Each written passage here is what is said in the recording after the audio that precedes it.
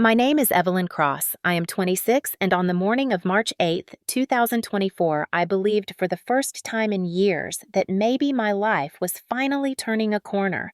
The Texas light came through the blinds in thin gold stripes across my bedroom wall, the kind of light that makes ordinary things look like a promise. My gray blazer hung on the closet door. Freshly steamed, my portfolio sat ready beside a mug of coffee that had gone cold while I practiced answers in front of the mirror. It was 7:12 a.m. in Austin, and the world outside was already awake with traffic and sunlight. I whispered to myself that today would be different, that all the nights I had spent studying while my family mocked me for trying to be more than what they expected would finally mean something. For once, I felt hope rather than hesitation. Then the door opened without a knock. Maya, my 22-year-old sister, drifted in like the hallway belonged to her. She wore her silk pajamas, a pair of sunglasses, and carried a Starbucks cup that still steamed. Her voice was careless. "You will drive me to the mall by noon, right?" I looked at her reflection in the mirror. "I cannot. My interview is at 12:30 downtown." She blinked once, then twice, as if she did not understand the words. "No, take me first," she said. "You can tell your little company to reschedule." I turned toward her, my heart already tightening. "Maya, I waited 3 months for this interview. It is not something I can move." She rolled her eyes, her tone like someone ordering a delivery. "You are always dramatic. You have applied everywhere. This one will not change your life.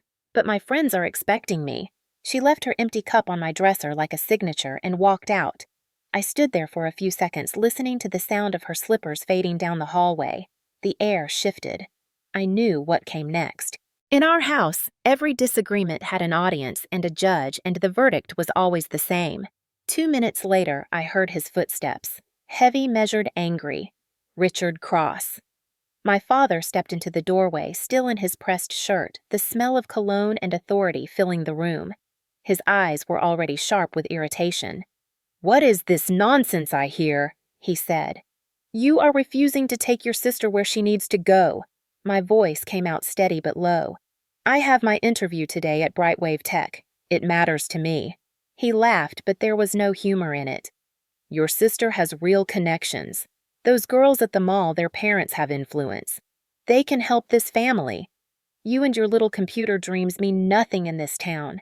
Something cracked inside me, but I kept my voice even. "So her shopping is more important than my future."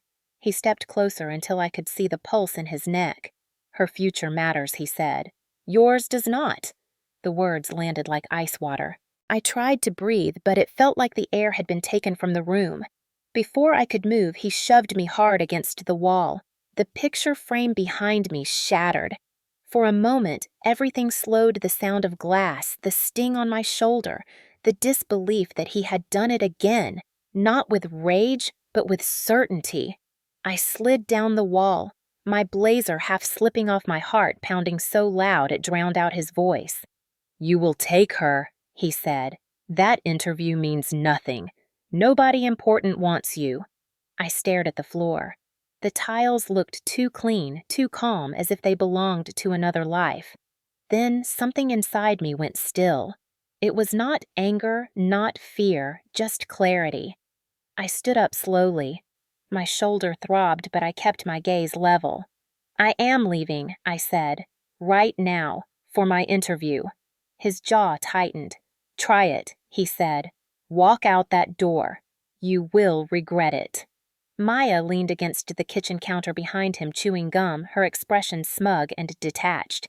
My mother, Linda, appeared at the edge of the room, not surprised, only tired. "Why do you always start trouble?" she said quietly. The words cut deeper than the shove. I picked up my keys from the counter. My hand trembled, but my voice did not. "I am going to this interview whether you approve or not." My father moved to block the doorway. His shadow fell across me, but this time I did not step back.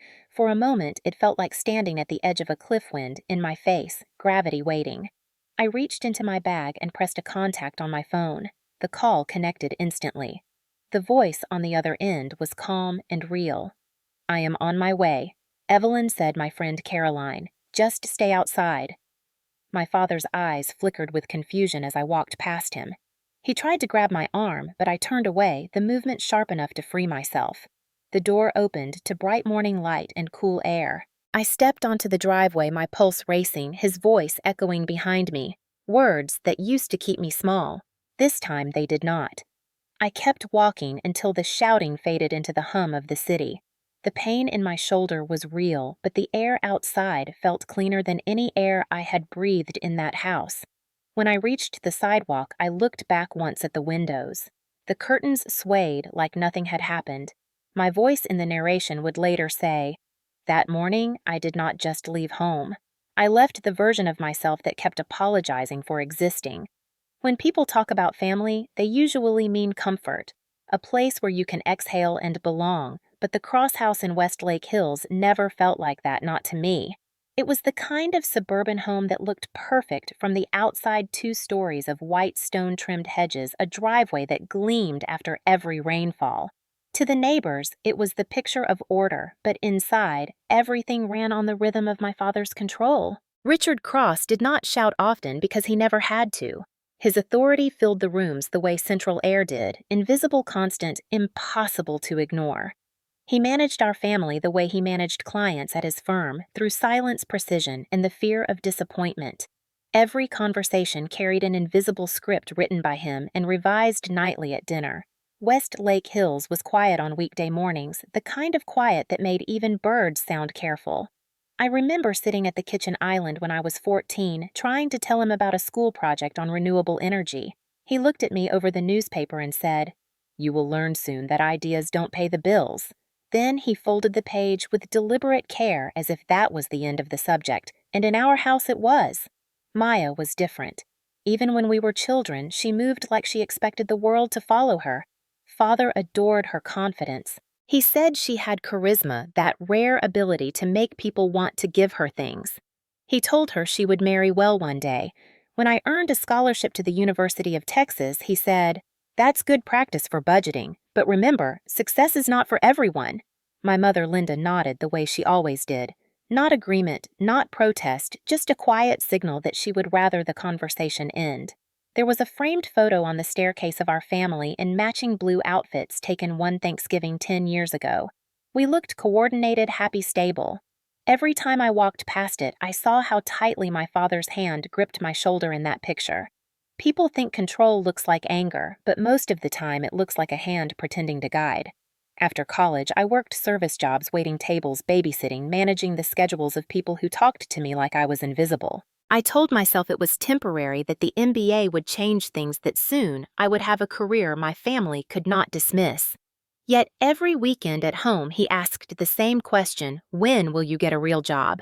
I used to answer with hope, explaining interviews and applications, until one day I realized he never listened. He wasn't asking to know, he was asking to remind. He reminded me that he controlled the mortgage, the car, the family name, that even as an adult I existed under his ledger. Maya loved that power too. She was 4 years younger, but she knew how to use his approval like currency. She could do no wrong in his eyes. When she failed a college class, he said she was too creative for numbers. When I missed a family dinner because of work, he said I lacked respect.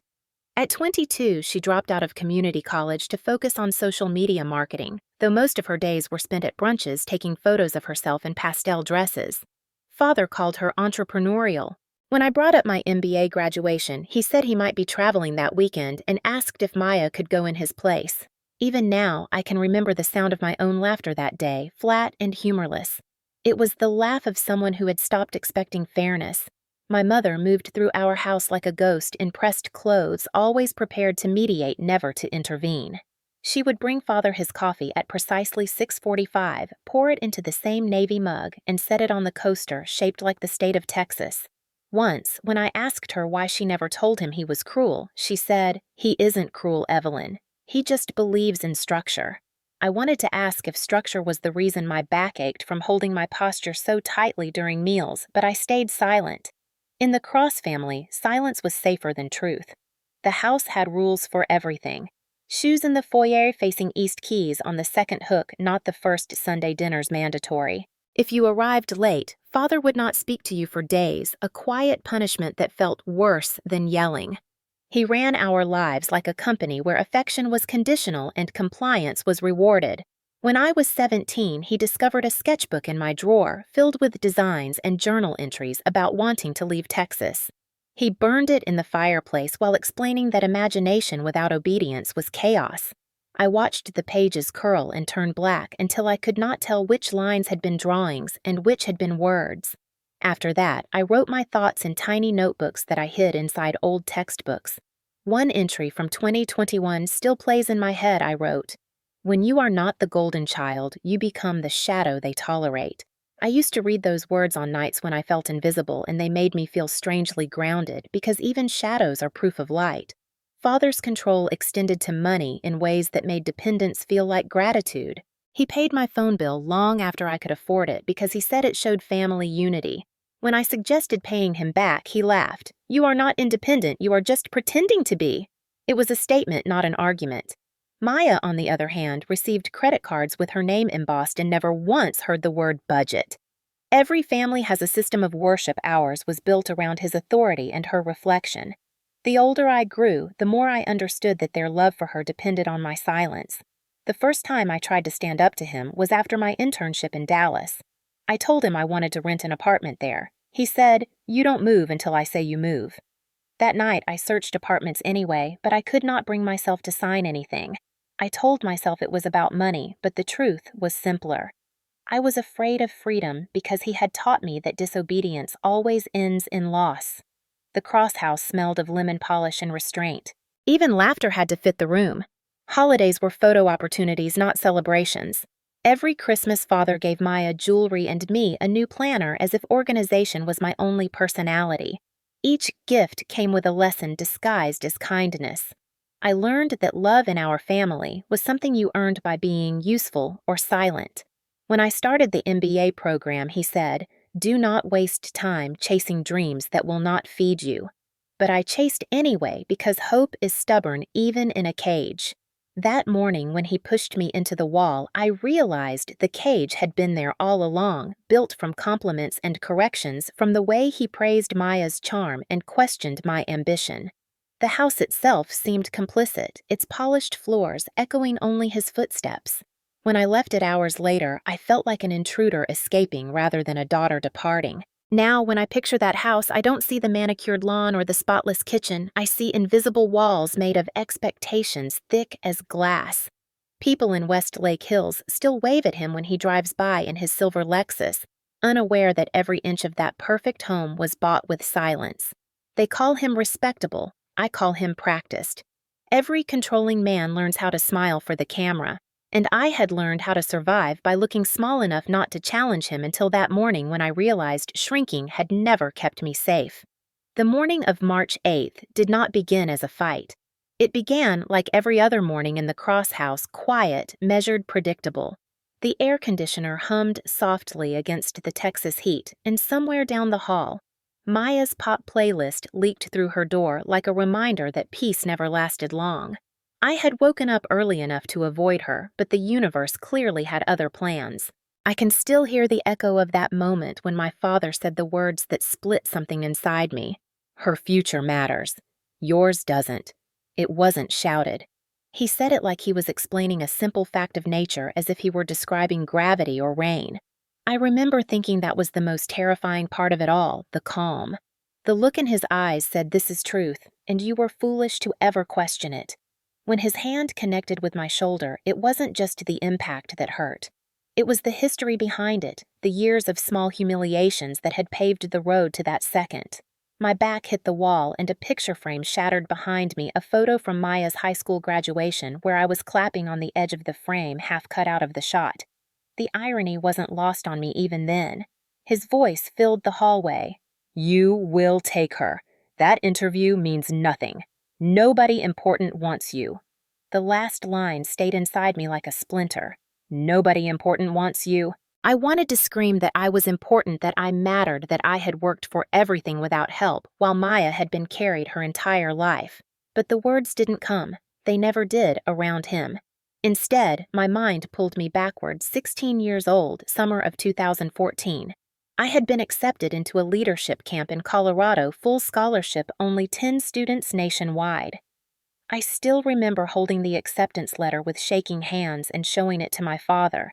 He said it was impressive, but then Maya came home with a fever that week. He told me to decline the offer because we couldn't leave your mother alone with the worry. I said it was only 2 weeks, he said, family first, end of discussion. I watched the letter burn in the fireplace just like he burned my sketchbook later that year. Maya recovered in 3 days. I never mentioned the camp again. That was the first time I learned that in our family my sacrifices were invisible. Standing in that kitchen a decade later, I realized nothing had changed except that this time I was old enough to name it. I had become the reliable one, the background character in their version of a perfect family, the daughter who worked hard so they could dismiss her as obsessed. I could feel the memory of every past silence pressing down on my ribs, the missed parties, the canceled trips, the small swallowed arguments. All of it built to this single moment where he looked at me like my existence was an inconvenience. My mother stood by the refrigerator, her arms folded, a dish towel in her hands. She said nothing. She never did when things turned ugly. Maybe she believed silence was safety.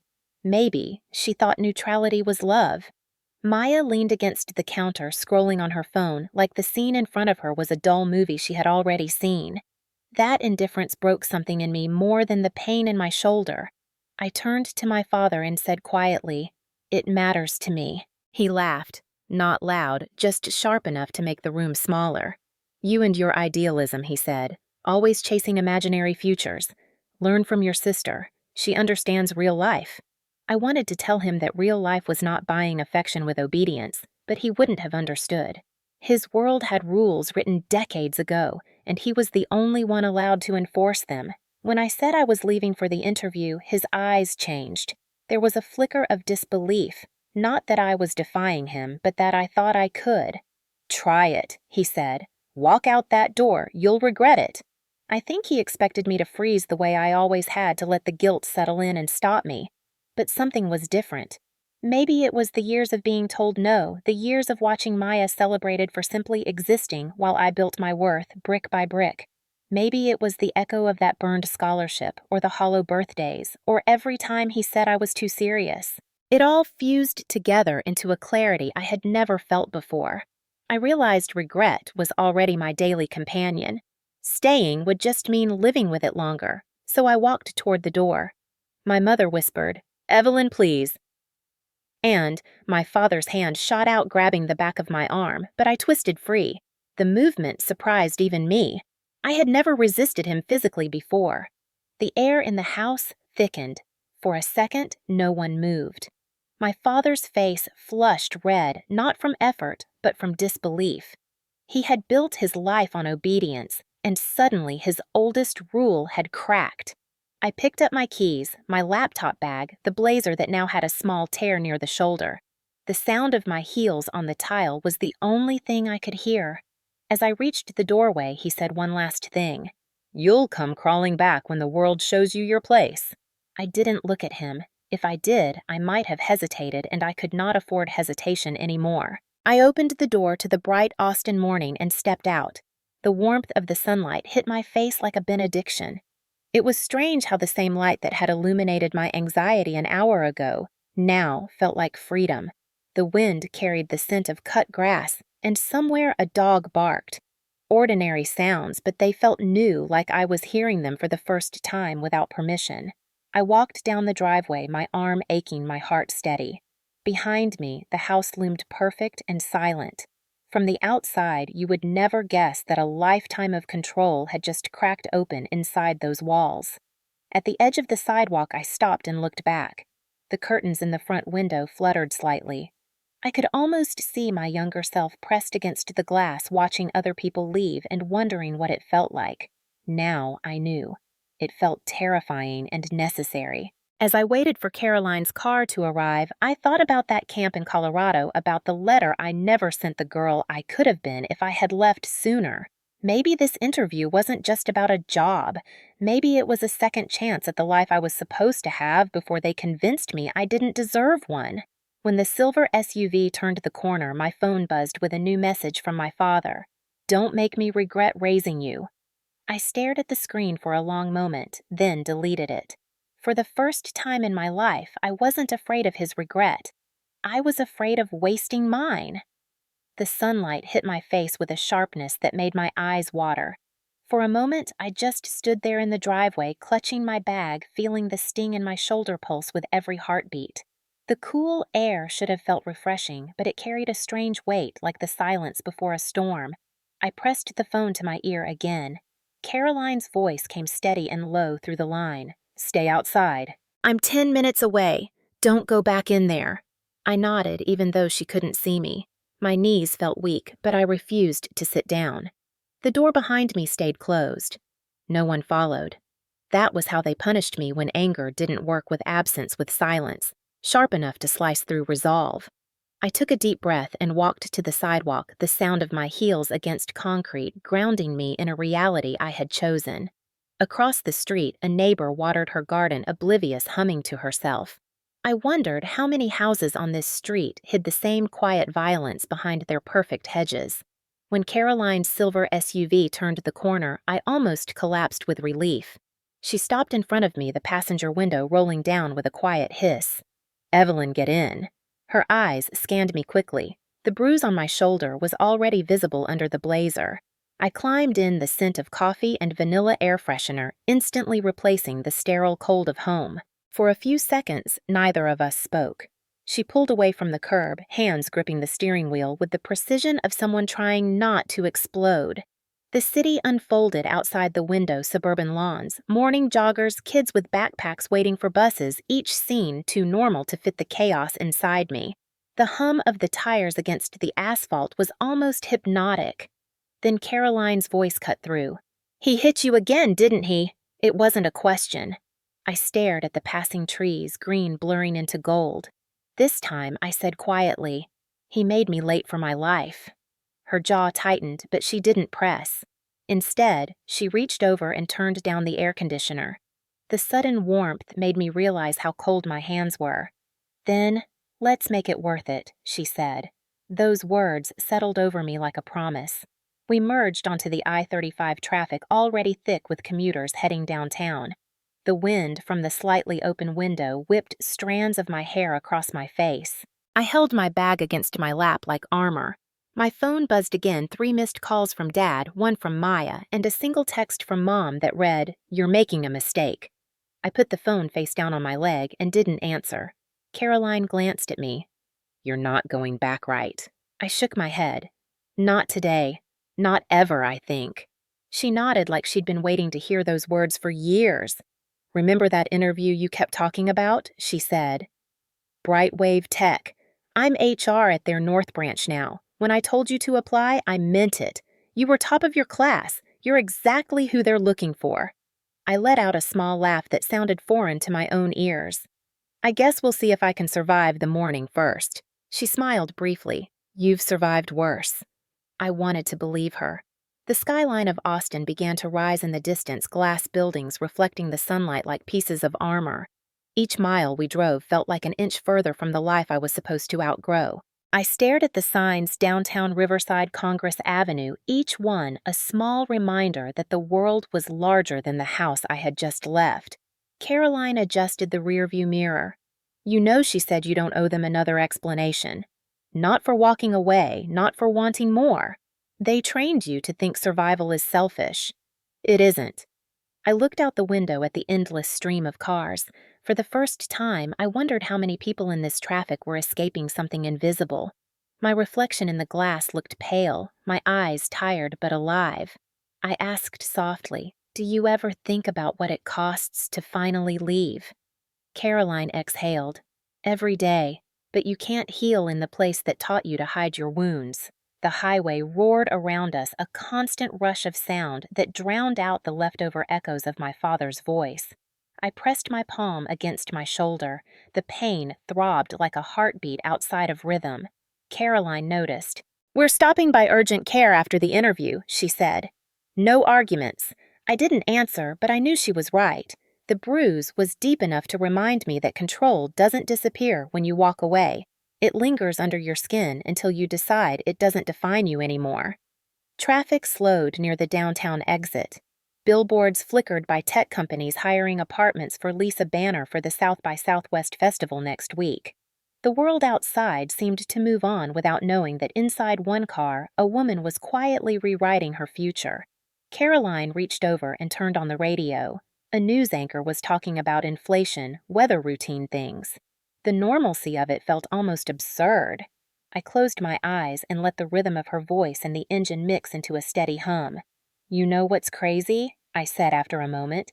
"He really believes he's helping, that every order, every insult is some kind of lesson." Caroline's voice softened. "Abusers always think they're teaching.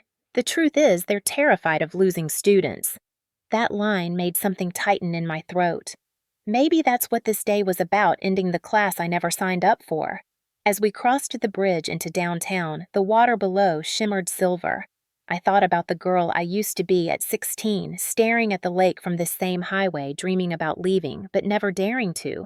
Today, I wasn't dreaming. I was doing. Caroline parked near the Brightwave Tech Building, a tall structure of glass and steel that looked like the future itself. Before I stepped out, she turned to me. "I'll wait for you in the lobby. You're not alone in this, okay?" I nodded, my throat too tight for words.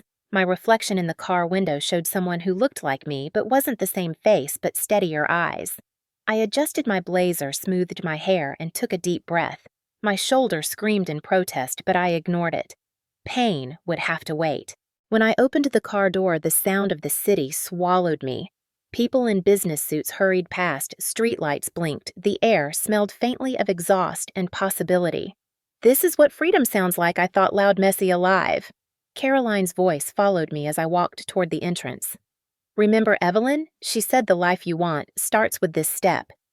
I looked back, once the corner of my mouth lifting just enough for her to see it. Then I walked through the glass doors and into the light of the lobby, carrying nothing from that house but my name. Walking into the lobby of Brightwave Tech felt like stepping into a different kind of world.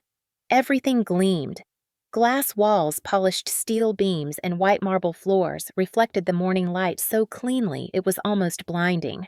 The sound of my heels against the tile echoed like punctuation marks in a sentence I wasn't sure I was ready to finish. The receptionist smiled when I gave my name. Her tone, calm, efficient, human, in a way that steadied me.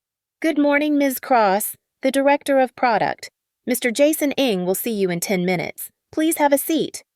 I nodded and sat on a low gray couch near a wall of living plants that climbed toward the ceiling. The air smelled faintly of citrus and coffee. My shoulder throbbed under my blazer, but I adjusted my posture, forcing the pain into the background. Caroline waited across the lobby, pretending to scroll her phone, but every few seconds her eyes lifted to meet mine with the same silent encouragement she had given me since business school. I tried to focus on my breathing, inhale 4, exhale 4, like we were taught in the stress management seminar I once took to impress recruiters.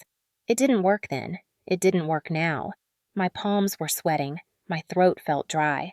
I told myself this was not about the bruise or the house or my father's voice still ringing in my head. This was about me proving to myself that I could stand in a place like this and not feel like an imposter. When Jason Ng stepped into the lobby, I recognized him immediately from the company's website.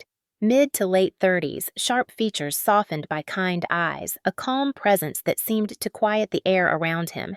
"Evelyn Cross," he said, extending his hand. "It's good to finally meet you. We've seen your application and that thesis on AI ethics and accessibility. It stood out." The handshake was firm, professional, but not cold.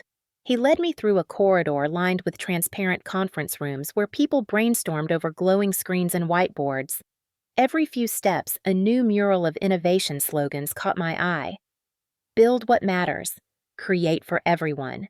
Make tomorrow usable." For someone like me, raised in a house where control replaced creativity, it felt almost surreal to see those words treated as truth. The interview room was bright and minimal. A single glass table, 2 chairs, and a wall-to-wall window overlooking downtown Austin. I sat, notebook in my lap, forcing my fingers to stop fidgeting. Jason smiled. "Let's start easy," he said. "Tell me about what brought you here." The question was simple but loaded. I took a breath. I've always believed technology should serve people, not the other way around. My MBA thesis was on AI ethics and accessibility, how algorithms can either empower or exclude depending on the design choices we make. He nodded, eyes intent. Go on. I explained how I had studied the biases hidden in machine learning models, how accessibility wasn't just about disability, but also about income geography and language. I spoke faster than I meant to, but the more I talked, the steadier my voice became. For a few minutes, I forgot about everything else, the bruise, the house, the fear. I forgot about being the daughter who never measured up. I was the professional I had always wanted to be. Jason asked follow-up questions that showed he had actually read my thesis summary. He challenged one point about regulation, and I countered with examples from the European Union's AI Act. When he smiled, I knew I had earned that expression. Halfway through, he leaned back slightly and said, "Your approach is pragmatic, not just theoretical. That's rare." It felt like a small door opening somewhere inside me, a validation I didn't know I'd been waiting for. He asked about teamwork, about failure, about times I had to adapt quickly. I told him about the restaurant where I used to work evenings during grad school, where I learned that leading a team didn't always mean giving orders. Sometimes it meant cleaning up quietly so others could keep going. He laughed, not at me, but with recognition.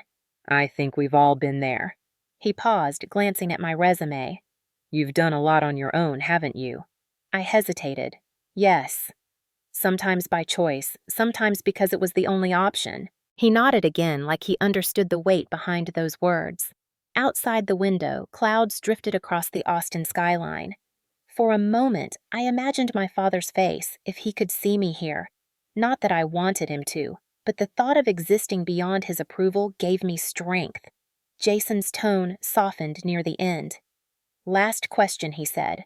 Why Brightwave? Why now? I thought about the long nights of studying while my family slept about every time I was told that ambition was arrogance. Then I said, because this company builds things that include people. I've spent most of my life trying to earn space in rooms that didn't want me there. I'd rather spend the rest of it building rooms where people like me don't have to ask permission. The silence that followed wasn't uncomfortable. It was full. Jason smiled slowly. That's a good answer, Evelyn. You'll find that kind of mindset fits well here. He closed his notebook.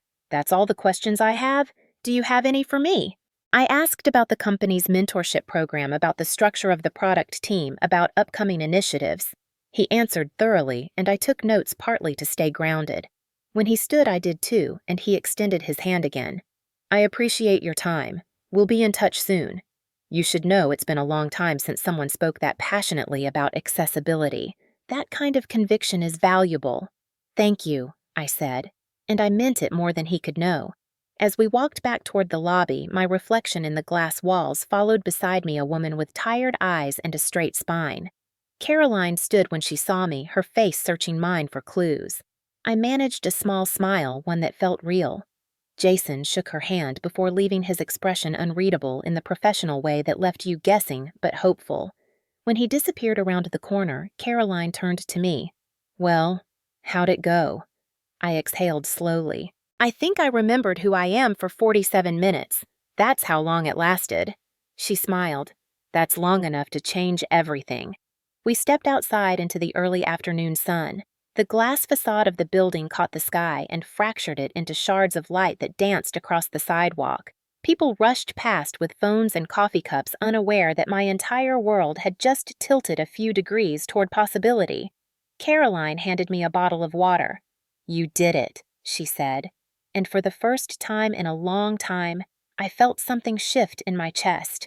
Not relief exactly, but belonging. For years, I had moved through spaces that treated my ambition like an inconvenience. Here, for less than an hour, it had been welcomed. As we walked back to the SUV, I glanced once more at the glass tower behind us and whispered under my breath. For the first time, I felt I belonged somewhere. Back at Caroline's apartment, the world felt too still, like the silence after thunder. Her place was small but warm, with scattered books on the counter and the faint smell of cinnamon from a candle that had burned itself out hours ago. I sat on the couch, staring at the screen of my phone, the glow painting my bruised shoulder in pale light. Notifications filled the screen like falling debris. Dad, You humiliated this family. Maya, you ruined my plans. Mom, why do you always start trouble? Each message a bullet shaped like a sentence. I scrolled until my thumb ached, then stopped at a voicemail notification. My chest tightened before I even hit play. The sound of my father's voice poured through the speaker sharp and steady as if he were dictating an email. If Brightwave's smart, they'll stay away from a lunatic like you. His laugh followed a sound I knew too well, the laugh that meant he was proud of his cruelty. I froze, replayed the line to be sure I heard right, then looked up.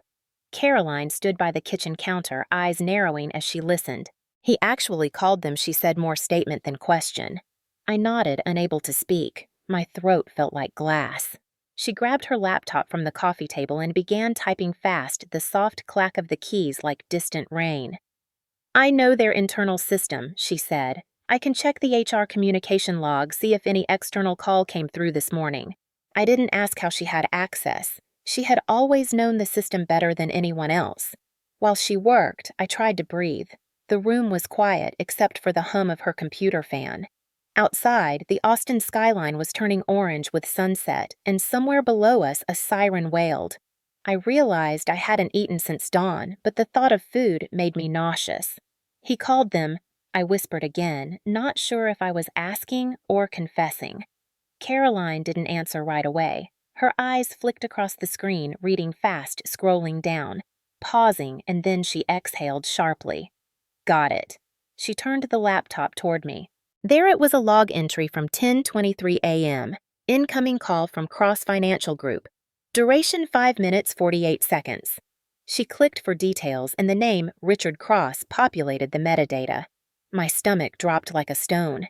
He really did it. He wasn't bluffing. She leaned back in her chair, running a hand through her hair. I could see the anger tighten her jaw. This isn't just a bad dad move, Evelyn. This is career sabotage. He's trying to blacklist you. I stared at the screen, the company name shining in blue text as if mocking me. All my years of study, every late night, every choice to play by the rules could vanish because of one phone call. Caroline reached for her phone. Don't panic, she said. We can handle this. But my thoughts were spinning. Handle it how? He's respected in this city. People listen when he talks. She looked straight at me. Then we'll make them listen to you louder. I laughed once bitterly. He'll just call again. He'll say I'm unstable. He's done it before. Her expression softened, but her voice stayed firm. Then it's time to document everything. We're not fighting emotion with emotion. We're fighting control with evidence. She opened a new document and typed the date March 8th, 2024. Then your father contacted Brightwave Tech, impersonating a reference, and made defamatory statements about your mental stability. The formality of her words calmed me in a way nothing else could. The law, the system, the rules he worshipped could finally be used against him. I told her about the messages, the voicemail, the shove. She listened without interrupting, her eyes glinting with quiet fury. When I finished, she said, We'll start with the HR department at Brightwave tomorrow morning. I know people there. They take this kind of interference seriously, but you need medical documentation of your shoulder. If he tries to spin this, we'll have more than your word. I nodded slowly, the weight of her plan sinking in. The pain in my shoulder pulsed harder, reminding me that my body was already carrying proof. My phone buzzed again. Another voicemail. I didn't open it. Instead, I turned it off completely. Caroline sat beside me on the couch and handed me a glass of water. He's going to keep pushing, she said, but he's sloppy. He thinks power means immunity. It doesn't. I wanted to believe her, but fear still crawled under my skin like static. What if Brightwave already believed him? What if the interview meant nothing now? Caroline saw the thought cross my face. Look at me, she said. You crushed that interview. Jason Ng isn't the type to listen to gossip. Even if he heard from your father, he'll verify facts. You'll be fine. I wanted to thank her, but my throat felt too tight. Instead, I said quietly, I just don't understand why he hates me trying. She leaned back, sighing. He doesn't hate you. He hates that you're proof his control isn't absolute. That's worse for people like him. They need everyone to stay small so their authority feels big. The words sank deep because they fit too perfectly. We sat in silence for a while, the city lights starting to flicker on one by one through the window. My mind replayed the morning, the shove, the coldness in his voice, the way Maya's gum snapped in the background. I could still hear the picture frame breaking behind me. Every sound carried the weight of all the years I had been told to keep the peace. Caroline broke the quiet. "You're not going back there, right?" I shook my head. "There's nothing left to go back to." She smiled faintly. "Then this is the start." It didn't feel like a beginning yet, but maybe every escape starts messy like this, half fear, half freedom. She set her laptop aside. "For now, just rest. Tomorrow, we'll figure out the rest." I lay back against the couch, my body finally giving in to exhaustion. The candle on the counter flickered back to life, as if the flame refused to die completely. I thought about my father sitting in his office at Cross Financial making that call, certain he could erase me with a few words. He had no idea that the system he trusted could also record him, that every word he spoke was archived waiting. I closed my eyes and whispered to myself, not yet a vow, but close. "You can't erase me this time." The hum of the city outside felt different now. Not like noise, but like proof that the world was still moving and I could still move with it. By the next morning, the air in Caroline's apartment felt heavier than the night before, as if the walls had absorbed my unease. She was already awake when I came out of the guest room, her laptop open, a mug of coffee steaming beside it. Her hair was tied back in a loose bun, the way it always was when she was working through a problem. "Morning," she said quietly. I nodded, unsure whether I was ready to hear what came next. The bruise on my shoulder had darkened overnight, a violet mark under the edge of my blouse. I tried to hide it with my hair, but Caroline's eyes caught it anyway. "We'll get a doctor's note later," she said, before I could protest. "First, we check Brightwave." She turned the screen toward me. Her inbox displayed a series of messages from the company's internal HR communication chain. It looked normal until one subject line caught my eye. "Candidate Evelyn Cross flagged. Potential behavioral issue." My stomach turned cold. She clicked it open.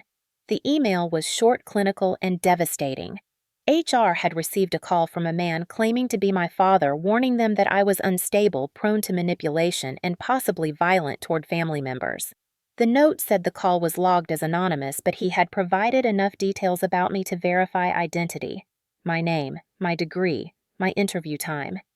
I could barely breathe as I read the line that followed: "Recommendation, hold on, candidate approval, pending further verification." I felt my pulse in my ears. Caroline's voice cut through the buzzing in my head. "He's trying to destroy your career before it even starts." I nodded, numbly, eyes fixed on the screen. This was his pattern control through credibility.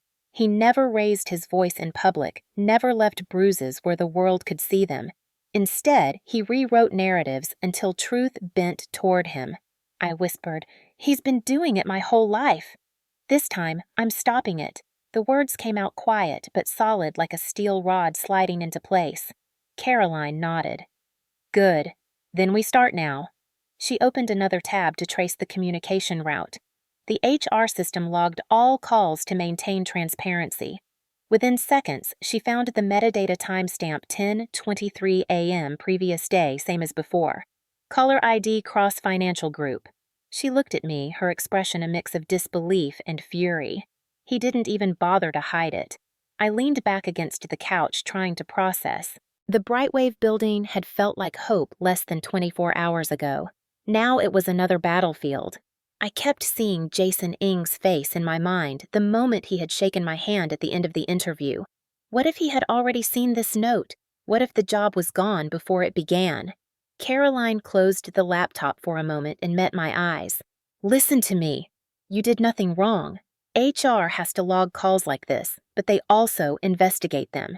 If we bring proof of interference, they'll act. You're not powerless here." I wanted to believe her, but the fear felt bone deep, an old familiar weight. My father had always known how to make me doubt myself faster than anyone could reassure me. I tried to speak, but my throat caught. Caroline's hand found mine. "We're going to fight this smartly," she said. "We use their own systems, their policies." He thinks intimidation is his language. "Let's respond in documentation." She reopened her laptop and began drafting an outline. Formal complaint, she murmured. Attach evidence, include dates, include witness. I watched her type and wondered when she had become so composed in chaos. Maybe that's why we were friends, because she saw the world through structure while I survived it through endurance. After a few minutes, she stopped typing and looked at me. I want you to forward that voicemail he left you last night, she said. We'll transcribe it. I unlocked my phone, hesitantly replayed the message once more. His voice spilled into the room, cold and certain. If Brightwave's smart, they'll stay away from a lunatic like you. When it ended, the silence felt sharp. Caroline shook her head slowly. He's not just angry. He's reckless. She copied the audio file into a folder marked Evidence 1. For a second, the label felt surreal, like this was no longer my life, but some legal case being built in real time. She said quietly, "This is what happens when people like him lose control, they escalate. It's going to get worse before it gets better." I took a long breath. I know, but at least this time I'm not hiding. She gave a small, approving smile. That's new. It was. For most of my life, survival had meant staying silent, staying small. Now, survival meant exposure. My phone buzzed again, an email notification from an unknown sender. Subject regarding Brightwave interview. My pulse spiked. I opened it with shaking hands. It was short. Dear Ms. Cross, we appreciate your interest in Brightwave Tech. At this time, we are reviewing internal concerns related to reference verification. Please allow us 48 hours to follow up. Thank you for your patience. It wasn't rejection, but it was close enough to sting. Caroline read over my shoulder, then said, "That's procedural. It means they're verifying what your father said. We'll fix this." But I could feel panic rising anyway. What if they decided not to call me back? What if every company in Austin heard the same rumor my father had power in business circles? One call could become 10. I pressed my hands together to keep them from trembling. Caroline stood and paced the small living room. Her tone shifted from comfort to strategy. "We need to create a paper trail. You send me that Brightwave email. I'll reply on your behalf through official HR channels, attaching my internal report of yesterday's interview feedback. Jason Ng's notes are positive. I'll request they review them before finalizing any decision." She spoke with the precision of someone who had fought bureaucratic battles before. It was the same tone professors used during crisis management case studies. But this wasn't theory. This was my life. She looked back at me. "Evelyn, you have to understand something. Men like your father, they rely on silence. They build entire reputations on the assumption that no one will challenge their word. The second someone does, their credibility starts to crack." I met her gaze and said, "Then let's make him crack." It surprised me how steady my voice sounded. She smiled faintly. "There's the Evelyn I remember." The next few hours blurred into a rhythm of calls and emails. Caroline reached out to a contact in compliance to flag the interference. I sat beside her transcribing every message my father had sent. By noon, a file labeled Evidence 2 contained screenshots of texts from him and Maya.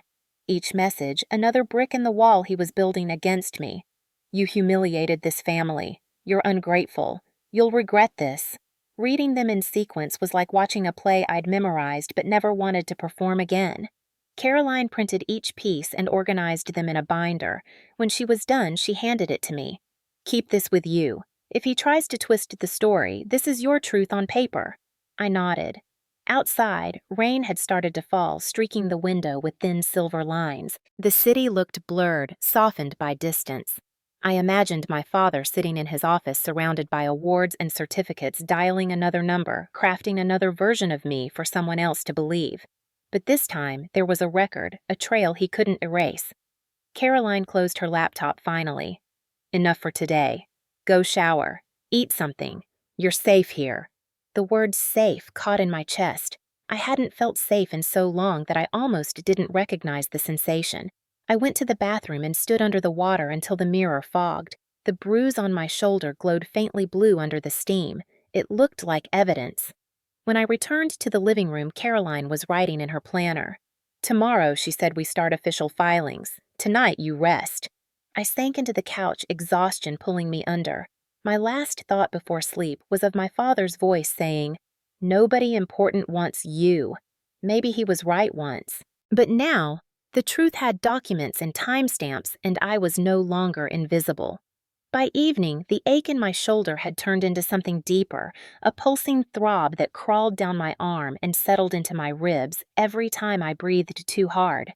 I tried to ignore it at first, to focus on the documents Caroline had prepared, but the pain had a voice of its own and it refused to be silenced. Caroline noticed long before I said anything.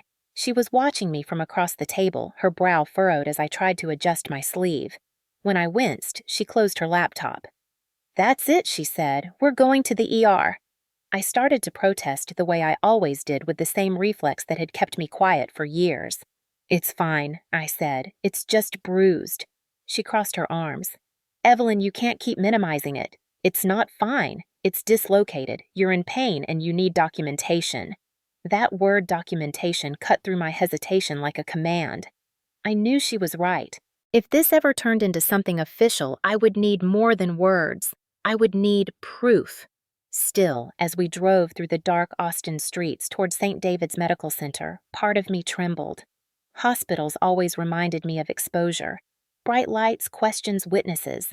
My father's worst warning echoed in my head. Don't make this family look weak. I had lived my life by that rule, and now, breaking it felt like betrayal and freedom all at once. The parking lot was half empty when we pulled in.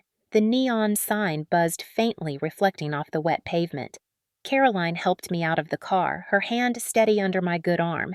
Inside, the ER was a blur of movement and noise. Nurses typing monitors, beeping the sharp smell of antiseptic. The receptionist looked up as we approached. "Reason for visit, ma'am," Caroline answered for me. "Shoulder injury, possible dislocation." The woman nodded and handed me a clipboard. I filled out the form with my left hand, each letter shaky. When I got to the section marked "Cause of Injury," I froze. My pen hovered above the blank line. The truth sat heavy behind my ribs. I wrote fall because it felt easier. A lie that sounded polite. Caroline glanced over my shoulder and sighed quietly but said nothing yet. They called my name 15 minutes later. A nurse with kind eyes led us down a hallway to a curtained room. She helped me onto the exam table and asked the usual questions. "Where does it hurt? How long any loss of consciousness?" Her tone was gentle until she reached the last one. "Do you feel safe at home?" I hesitated. My pulse quickened. My mouth opened, but no sound came. She waited. Caroline stood beside me, her arms folded tightly across her chest.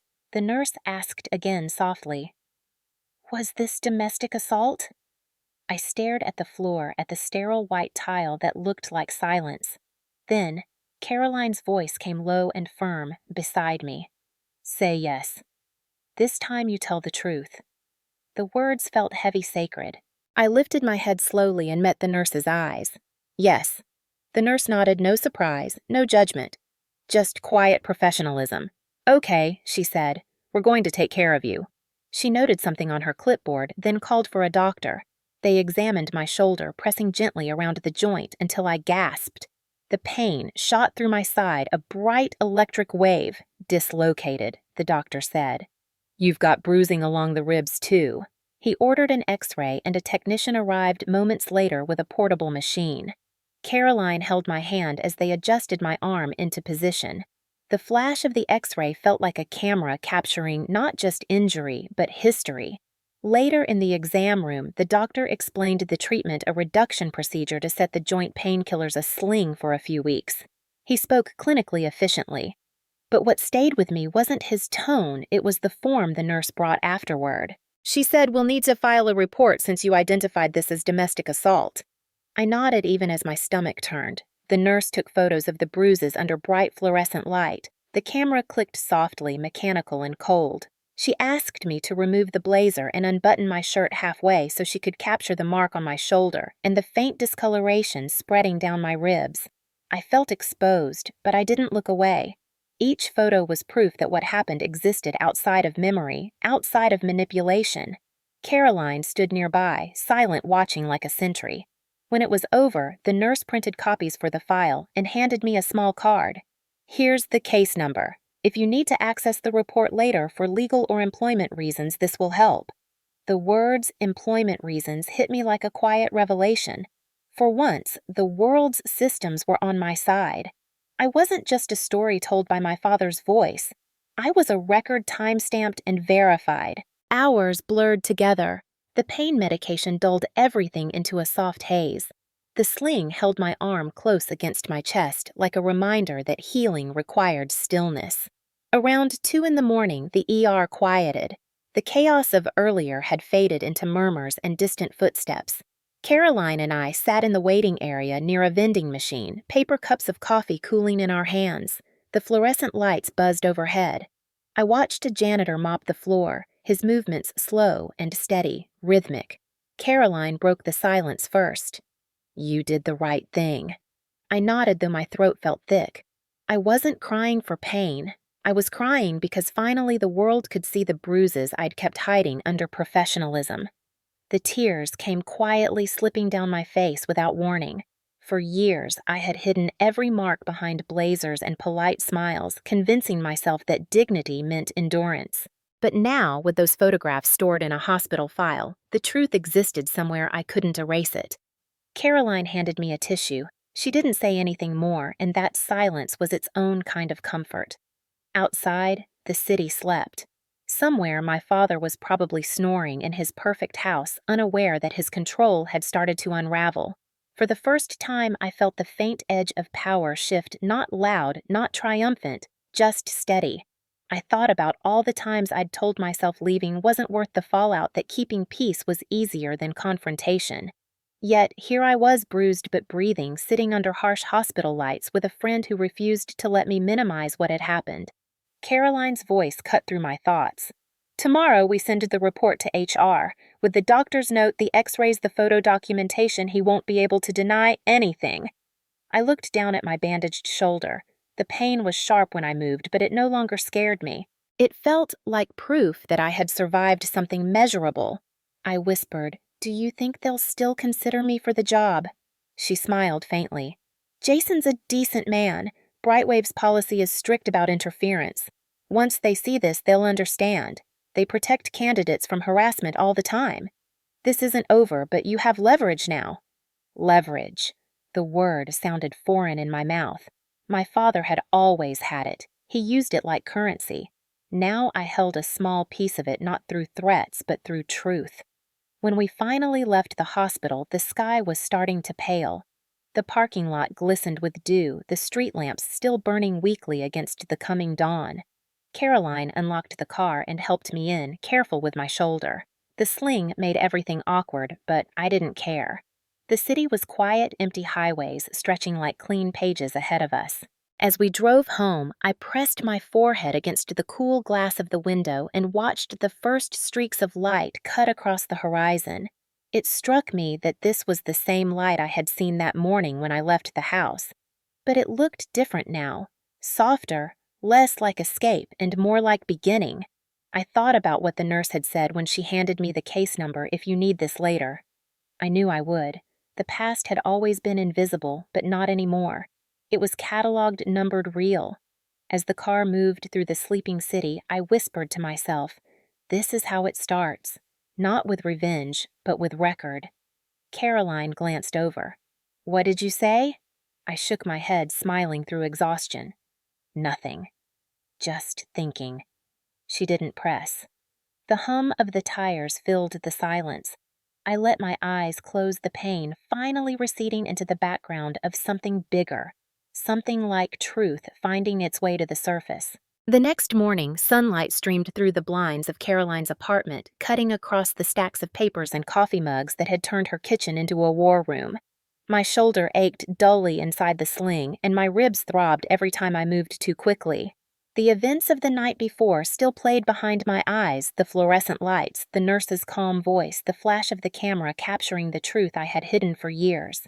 Caroline stood at the counter, already in motion, typing furiously on her laptop while her phone buzzed with notifications. She looked like she'd been awake for hours. "Morning," she said without looking up. Her voice was clipped focused. I answered quietly. "Morning." She gestured toward the table where she had arranged the documents, the ER report, x-rays, photographs, timestamps. Each page was labeled and clipped neatly, evidence transformed into order. I poured myself coffee with my good hand and sat down across from her. "What's the plan?" I asked, though. I already knew she had one. She turned the laptop toward me, her eyes sharp with purpose. "We're going to send 2 emails," she said. One to Brightwave HR with all of this attached, explaining that you were the victim of defamation and interference by an external party, your father. We'll include the hospital report to show you were physically assaulted the same morning as the supposed behavioral issue. The second email goes to Cross Financial's compliance office. We'll file an ethics violation claim against him for using his position to damage another person's employment opportunities.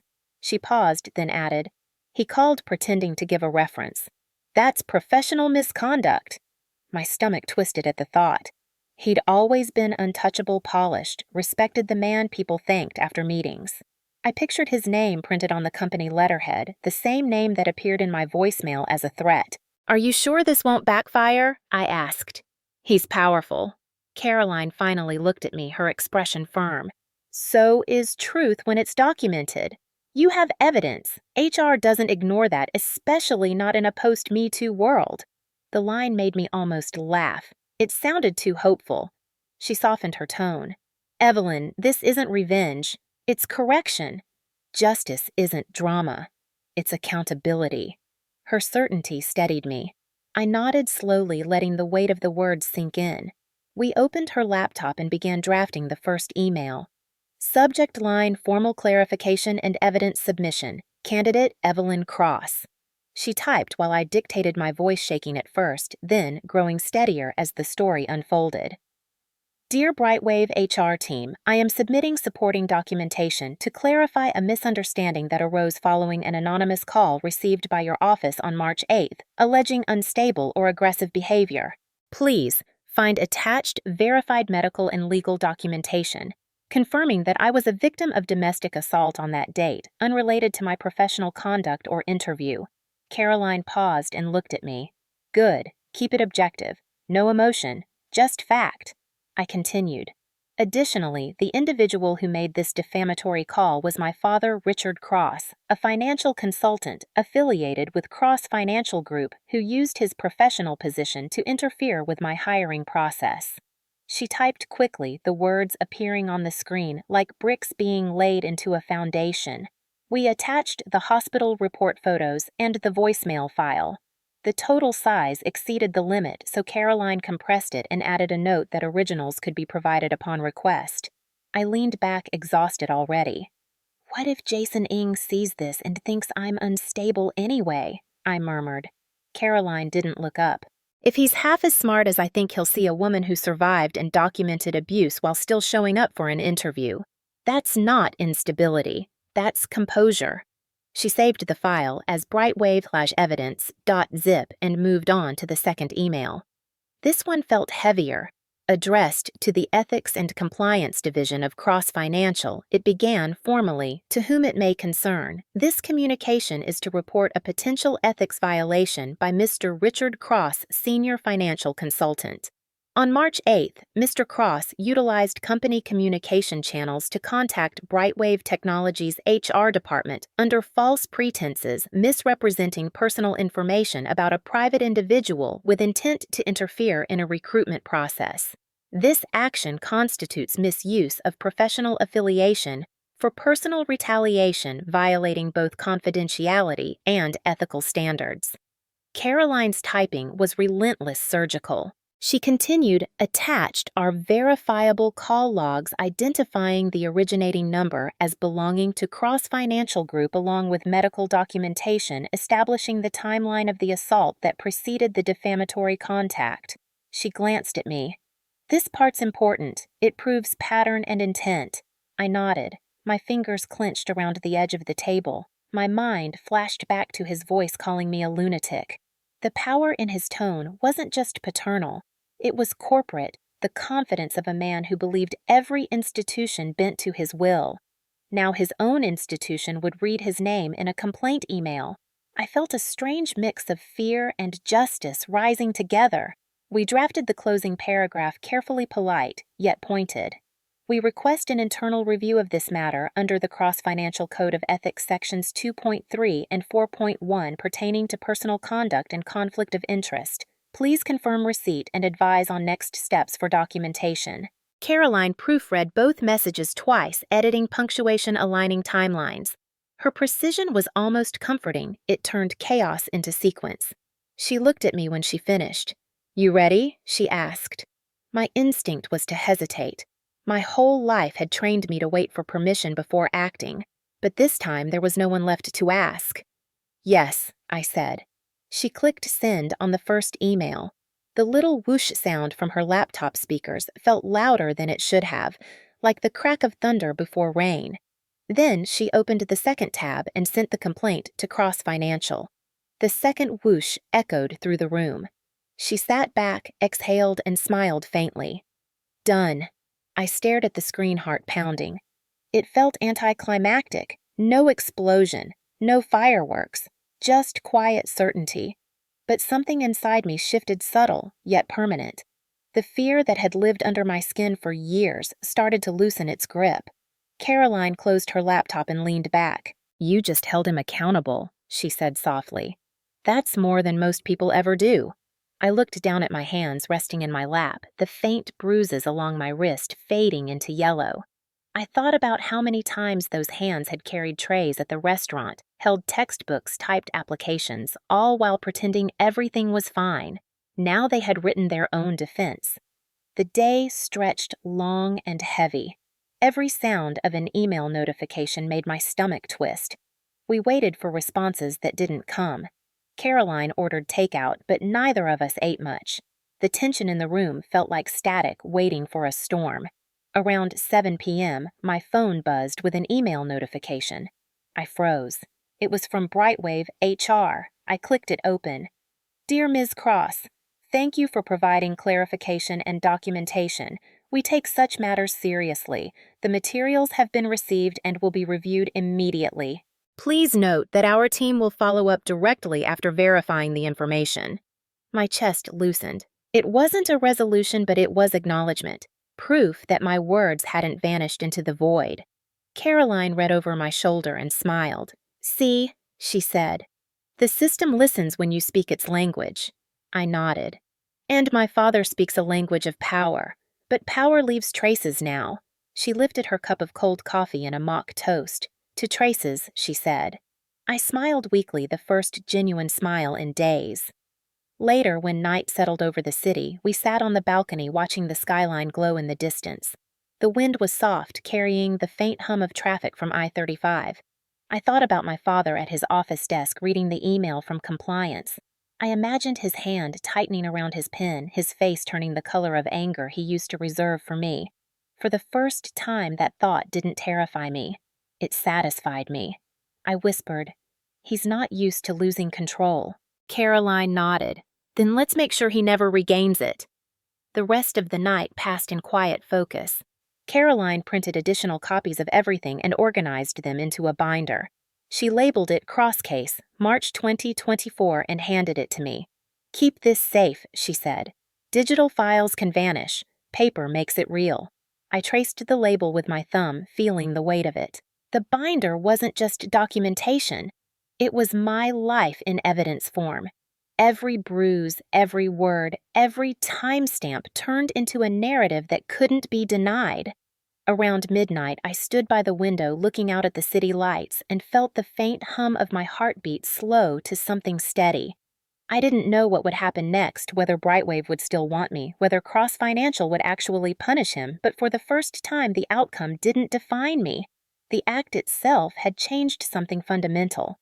Caroline joined me leaning against the window frame. "You okay?" she asked.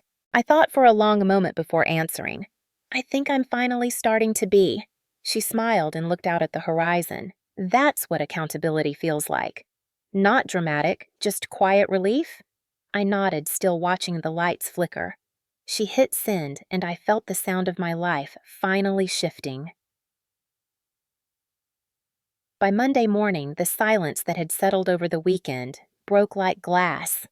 I woke up to the sound of my phone vibrating against the nightstand, a string of missed calls and unread messages flashing across the screen. The first voicemail was from an unfamiliar number, but the voice was unmistakable. Richard Cross. My father. His tone was sharp, shaking with rage, even though he was trying to sound composed. You think you can humiliate me like this? You've made a mistake you can't undo. He didn't even say my name as if using it would make me human. I deleted the message halfway through. Caroline was in the kitchen making coffee when I walked out. The smell hit me first strong and bitter. He knows, I said. She didn't look surprised. Of course he does. Cross. Financial received our complaint Friday afternoon. HR there probably contacted him for verification. I sank onto the couch, rubbing my temples. My shoulder throbbed in rhythm with my heartbeat. He won't take this quietly, I whispered.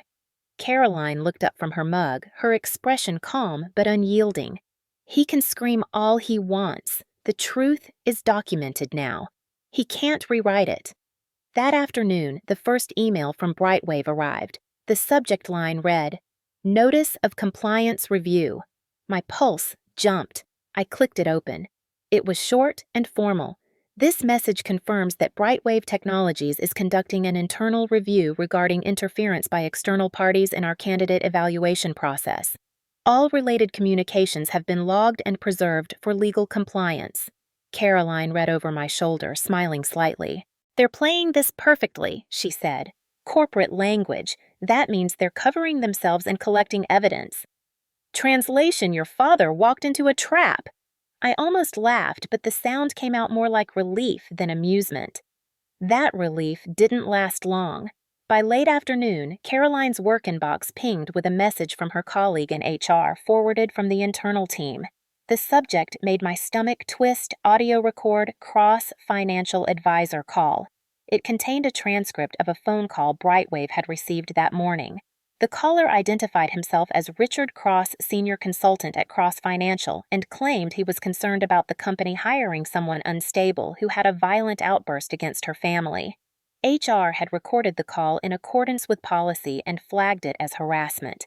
At the bottom of the message was a note in bold text, Potential Conflict of Interest from Cross Financial Advisor, forwarded to compliance. I sat frozen while Caroline read the lines aloud, her voice steady but cold. He actually called again, she said, after receiving the complaint. He doubled down. She scrolled further down the thread where another HR staffer had written, escalating to legal counsel. I felt my chest tighten. He was spiraling, sabotaging himself in real time. He didn't understand corporate systems like he thought he did. These weren't people he could intimidate at a dinner table. They documented everything. Caroline closed the laptop gently. This is what exposure looks like, she said. He's unraveling.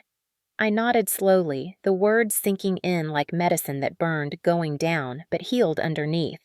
I expected a call from him that night, but the phone stayed quiet until after 9. Then, instead of him, it was my mother. The caller ID made my throat constrict. I hesitated before answering. Her voice was already breaking. Evelyn, she said, please, you have to fix this. Your father's losing everything. I stood by the window, watching the streetlights reflect off the wet pavement outside. The storm in her tone was one I'd heard all my life, fear wrapped in guilt disguised as loyalty. Mom, I said softly, I didn't break him. He broke himself. She started crying harder. They're saying he suspended that the chamber is investigating that Cross Financial's board wants a meeting. Do you have any idea what this is doing to us? I let her words hang in the air, heavy and familiar. Us, the word that always meant everyone but me. I pressed the phone closer to my ear. Do you have any idea what he's done to me? The silence on the line was almost physical. Then she whispered, You should have come to us instead of going public. You should have stayed quiet until things calmed down. The sentence snapped something inside me that had been bending for years. You told me to be quiet my whole life, I said. I'm done being quiet. The words came out flat final. I could hear her inhale sharply like she'd been slapped. For once, I didn't rush to fill the silence. She muttered something I couldn't catch, maybe my name, maybe a curse, and then hung up. The apartment was completely still except for the hum of the refrigerator. Caroline looked up from her laptop when she saw my face. "Let me guess," she said. "She's asking you to retract the complaint." I nodded. I told her no. Caroline smiled, proud and sad all at once. "Good. You're learning that no is a full sentence." The next morning brought headlines. Austin Business Chronicle ran a small piece on page 2, local financial consultant under review for ethics complaint. They didn't name me, but they didn't need to. The circles he cared about most, the board members, the clients the local chamber would all know exactly who the report referred to. The article quoted a Brightwave spokesperson confirming an investigation into interference with recruitment. Caroline printed the article and handed it to me like a trophy. "You see this," she said. "That's accountability in ink." I stared at the page, my father's professional persona disintegrating in black and white. For years, he'd been the man people admired at fundraisers, the voice of reason in business panels. Now he was a headline. The satisfaction I felt wasn't triumph. It was vindication, a quiet restoration of balance. The next few days blurred into a series of small aftershocks. Maya texted once, "I hope you're happy. You destroyed our family." I didn't reply. The irony of her blaming me for destruction she'd watched him inflict for years made me almost laugh. Caroline kept track of every update from Brightwave's legal team. They confirmed that HR had recorded and archived all of my father's calls and that his attempt to pressure them was being used as evidence of professional misconduct. I spent most of that week in a haze of exhaustion and disbelief. Sometimes justice doesn't feel like fire, it feels like paperwork. On Friday afternoon, Caroline came home waving her phone. "He's suspended," she said. Cross Financial placed him on leave pending investigation. I blinked, unsure if I'd heard her correctly. "How do you know?" She showed me an internal memo that had leaked through LinkedIn. External consultant, temporarily relieved of duties following complaint review. It didn't name him, but the initials RC and his department code left no doubt. I sank back against the couch, the breath leaving my lungs in one long exhale. He actually faced consequences. Caroline grinned. "Told you. Systems move slow, but they move." That night, I sat on the balcony with a blanket wrapped around me watching the skyline. Somewhere downtown, my father was probably pacing his office shouting into phones that no longer connected the way they used to. I imagined him realizing that for once, his voice carried no weight outside the walls of his own house. I whispered to the dark, "You taught me control. Now I'm teaching you consequence." The wind picked up, carrying away the sound. Inside, my phone buzzed again, a new voicemail. I didn't need to listen. I deleted it without opening. I'd already heard everything he had to say and every word he'd ever shouted. This time I chose silence, not as surrender, but as closure. By the following week, the story that had once belonged only to my private shame became public property. It started on a quiet Tuesday morning when Caroline burst into the apartment holding a copy of the Austin Business Chronicle. The headline printed in bold across the second page read, "Local Financial Consultant Under Review for Ethics Breach After Harassment Complaint." I froze mid-step. My name wasn't in the article, but every detail screamed familiarity: the firm, the timeline, the mention of Brightwave Technologies, and a family-related interference. Caroline placed the paper on the table between us, her eyes searching mine. "You did this," she said softly. The words were meant as affirmation, but they felt heavier than pride. I sat down slowly, tracing the black ink letters with my good hand. Beneath the headline, a quote from a Chamber of Commerce spokesperson confirmed that a full ethics review was underway, noting concerns about professional misconduct involving a member's use of influence to harm a private citizen's employment opportunities. They had chosen their phrasing carefully, but the implication was clear. My father's reputation, the one he had polished for 3 decades, was unraveling in front of the entire city. Caroline poured 2 cups of coffee and handed me one. The steam curled between us. "You know what this means, right?" she said. "The chamber is investigating. That's not a slap on the wrist, that's public accountability." I stared out the window, the sunlight harsh against the blinds. I'd dreamed about justice for years, but I never imagined what it would sound like when it arrived, the rustle of newspaper pages, the quiet hum of vindication mixed with the static of fear. My phone buzzed constantly that day. Texts from old classmates, coworkers, people I hadn't spoken to in years. Some messages were supportive. Saw the article. Stay strong. Others were intrusive. Is it true your dad harassed someone? One even said that poor girl must have gone through hell. I almost laughed at that one. If only they knew that poor girl was me.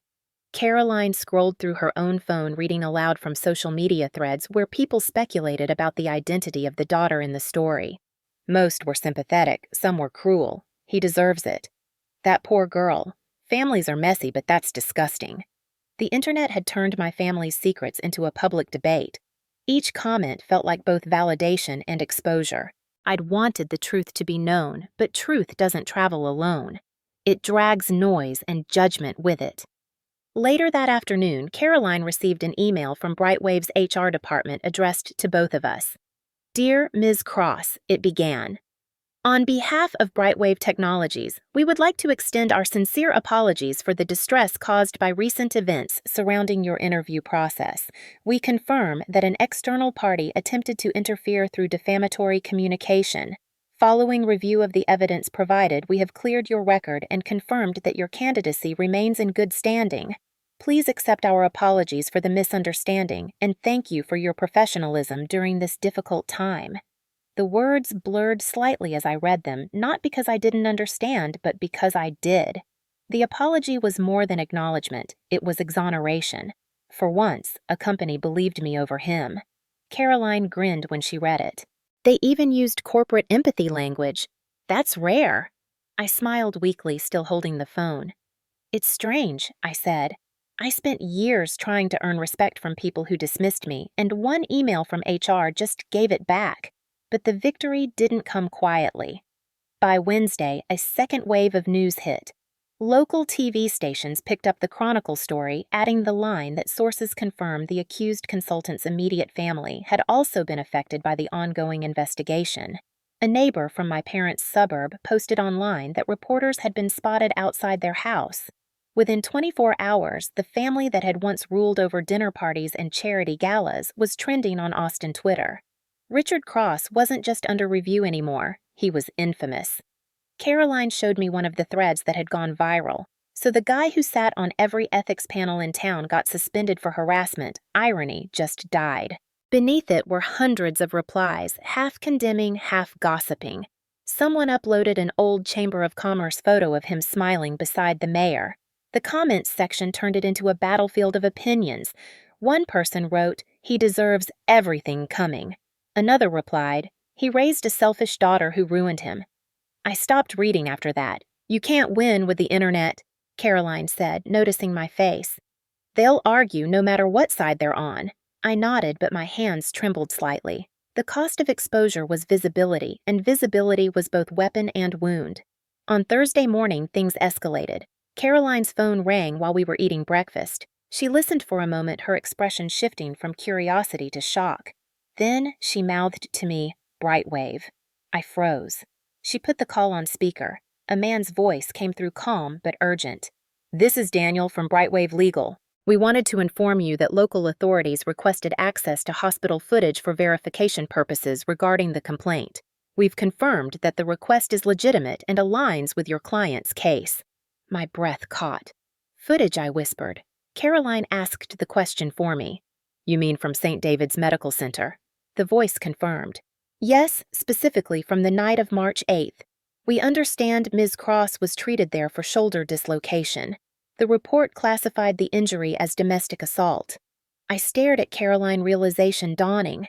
They wanted proof beyond paperwork. They wanted visual confirmation. After the call ended, I felt my chest tighten.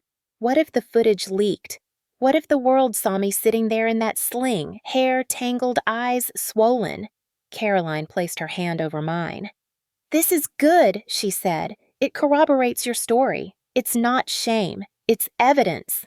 I nodded, trying to believe her. 2 days later, I learned the footage had been reviewed privately by the Chamber's Ethics Committee. An internal source leaked part of their findings online. The description hit the news before I even saw it. Video evidence confirms victim appeared with visible injuries consistent with domestic assault.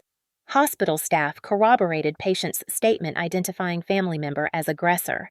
My phone lit up again, notifications, news alerts, commentary. I turned it face down on the table. I didn't want to see. I'd spent years hiding bruises, and now the world was talking about them like an exhibit. Still, somewhere inside, the embarrassment was relief. The truth wasn't whispered anymore. It was documented, validated, immutable. That weekend, the Chamber of Commerce issued a formal statement. Effective immediately, Richard Cross has been removed from his advisory position pending completion of the ethics investigation. The Chamber maintains zero tolerance for professional misconduct or harassment. Caroline read it aloud with a smile so wide it almost looked mischievous. "He's officially out," she said. He lost the seat. He bragged about every Thanksgiving. I pictured him sitting at his desk reading that press release, his face turning red as he realized the one thing he couldn't control anymore: public perception. For years, he'd hidden behind charm and influence. But the internet didn't care about charm. It only cared about receipts, and now everyone had them. By Monday, even Maya couldn't escape the fallout. Caroline showed me screenshots from social media. Maya tagged in old photos with captions like "Cross's golden child." Her friends from the influencer circle stopped commenting, unfollowed her quietly. The same people who once lined up to attend her rooftop parties now ghosted her entirely. She posted a story, one last attempt to defend him. Family isn't perfect. People make mistakes. The comments were merciless. "Mistakes don't put your sister in the ER. You're as blind as he is." Within hours, she deleted everything. I almost felt sorry for her. Almost. That night, I scrolled through an online forum where strangers debated whether daughters should go public about family abuse. One comment stayed with me. Sometimes justice isn't about punishment. It's about exposure. You can't heal in darkness. I read it twice, then set my phone down. Exposure. That word had haunted me all my life. Fear of being exposed, judged, humiliated. Now it meant something else entirely. It meant proof. It meant light. It meant that no matter how loud he shouted, the world could finally see me clearly. Later that evening, Brightwave's HR director sent one more message. "Ms. Cross, as of today, your file has been cleared and marked protected. The company recognizes your courage and transparency throughout this process. We also wish to inform you that your father's actions violated multiple external liaison policies, which have now been reported to his employer and relevant boards." Caroline read the email twice, then turned to me. "They're not just protecting you anymore," she said. "They're using your case to set precedent. That means no one else will go through what you did not, without consequences." I didn't respond immediately.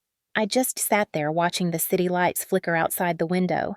For the first time, Austin didn't feel like a trap. It felt like a stage, and the story I had been forced to live in secret had finally been told out loud. The public exposure moment had arrived, and it didn't roar, it resonated. It moved through inboxes and headlines, through comments and conversations, until it became undeniable. Richard Cross was no longer the respected consultant from Westlake Hills. He was the man who lost everything because he underestimated the truth. And me, the invisible daughter, the unstable girl, was the reason his mask cracked. I didn't celebrate, I didn't post, I didn't gloat. I just sat quietly in the glow of the screen as the notifications kept coming and whispered to myself, "This isn't revenge, it's reckoning." It happened on a Thursday night, a week after the headline had broken, and 3 days after the Chamber of Commerce had stripped him of his advisory seat. Caroline and I were in the apartment's small living room, surrounded by takeout boxes and stacks of legal papers when the pounding started. It was heavy, insistent, the kind of knocking that came from someone used to being obeyed. My heart froze mid-beat. Caroline looked up from her laptop, her brows furrowing. Who the hell she started to say, but I already knew. The sound wasn't just noise. It was memory. My body remembered before my mind did. The rhythm was the same one that used to echo through my bedroom door when I was a teenager. 3 sharp hits, pause, then another 2. Command disguised as request. Richard Cross didn't knock. He summoned. I stood slowly, my pulse loud in my ears. Caroline whispered, "Evelyn, don't. Let him leave." But the truth was, he'd already taken enough years from me. Running wasn't an option anymore. I walked to the door, my hand hovering over the handle. The pounding came again louder this time. When I opened it, he filled the doorway like a storm breaking into calm air. His eyes were wild, his hair unkempt, his face flushed from rage. For the first time in my life, he looked small, not physically, but in essence. The man who'd always controlled rooms with posture and tone now looked like someone fighting to keep his world from collapsing. "You think you ruined me?" he said, his voice trembling between fury and disbelief. "You ruined yourself." He stepped forward, but I didn't move back. "No, Dad. You did that years ago. I just showed them the receipts." The word receipts hit him like a slap. He blinked, confusion flickering behind his anger. He wasn't used to being spoken to in language he couldn't dominate. Caroline stepped up beside me, her arms crossed, her phone in her hand, like a silent warning. He glanced at her and sneered. "So, this is your little accomplice? The one helping you spread lies?" Caroline didn't flinch. "If you take one more step, I'll call the police." He laughed, but it was a hollow sound, the kind people make when they're bluffing against inevitability. "You think anyone believes you're the victim here? You think the world cares about your sob story? You just destroyed your family." I held his gaze, steady now, not shaking like before. "Family. You mean the people you terrorized into silence, the ones you told were lucky to have your approval? That wasn't family. That was captivity with nice furniture." His mouth opened, but no words came out. For a moment, I saw something flicker across his face. Not guilt, not sorrow, but confusion, as if he was realizing for the first time that I was no longer afraid. He tried again. "I did everything for you. I gave you everything. You're nothing without my name." I took a step closer, my voice low and even. "Your name used to scare me. Now it's a cautionary tale." His hands clenched at his sides, the veins in his neck standing out. "You ungrateful," I cut him off. "Don't. You raised me to fear you," I said quietly. "Now you'll fear exposure." The words landed with the weight of truth, simple and unadorned. He stared at me, his face twitching as if he wanted to argue but couldn't find the script. The silence stretched between us, filled only by the distant hum of traffic and Caroline's steady breathing beside me. He took another step back, the anger on his face cracking into exhaustion. "You think you've won," he said finally, his voice lower now. "This isn't over. It never is with people like you. You always need to be the victim." I shook my head slowly. "No, Dad. I'm not the victim. I'm the record. You taught me control through fear. I'm teaching you consequence through evidence." He looked like he wanted to laugh but couldn't. The power dynamic that had always defined us had reversed, and he didn't know what to do with the imbalance. For a moment, I almost pitied him. Almost. Behind him, down on the street, a car idled with its headlights cutting through the dark. Maybe it was his driver, maybe he'd driven himself. Either way, the night waited for him to leave. Caroline stepped forward slightly, positioning herself between us. "You should go," she said. He ignored her and looked at me one last time. "You'll regret this, Evelyn. You'll regret making me your enemy." I didn't blink. "You stopped being my father long before you became my enemy."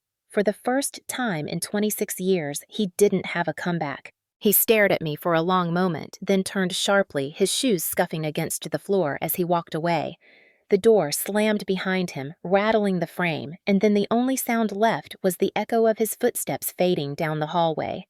Caroline locked the door, her hands steady, even though mine were trembling.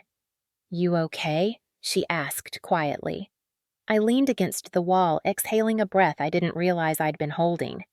"Yeah," I said finally. "I think I am." She nodded, then peeked through the peephole.